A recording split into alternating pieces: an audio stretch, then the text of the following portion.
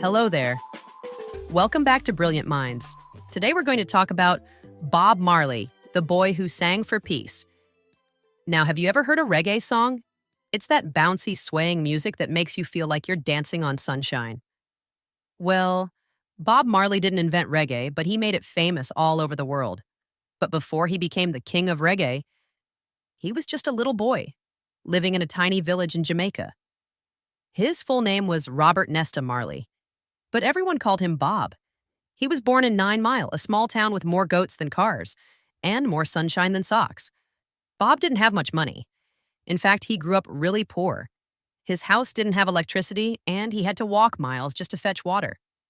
But Bob had something special, a voice that made people stop and listen. As a boy, Bob loved music more than mangoes. And that's saying something in Jamaica. He would bang on pots and pans, sing with his friends, and strum his guitar made from bits of wire and wood. By the time he was a teenager, Bob had moved to a bustling part of Kingston called Trenchtown. It was noisy and crowded, but full of rhythm. He formed a group called the Wailers. Now let's pause for a moment. Can you imagine a band called the Wailers? Sounds like a group of musical ghosts. But really it meant they were crying out with their music. For love, for justice, and for peace. Bob's songs weren't just catchy tunes. They had messages. They spoke about standing up for what's right, being proud of who you are, and treating others with kindness. One of his most famous songs is called One Love. It says, "One love, one heart. Let's get together and feel all right." Simple words, but powerful ones.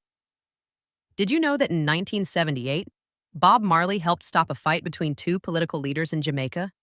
He brought them on stage, held their hands together, and told everyone, "We are one people. We must live in peace." That moment is now in history books. A singer stopped a fight. With just his words and a guitar, pretty cool, right?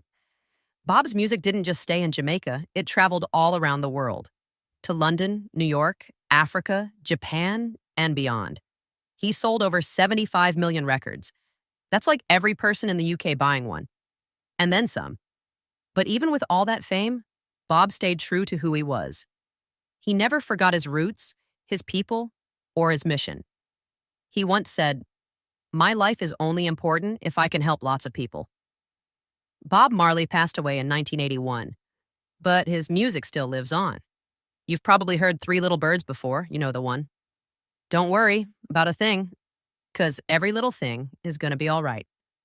Yep, that's Bob. So next time you hear a reggae beat, feel the sunshine in the rhythm and remember the boy from Jamaica who used music to heal the world. Thanks for listening. And always remember, one love, one heart, one world. Goodbye for now, world.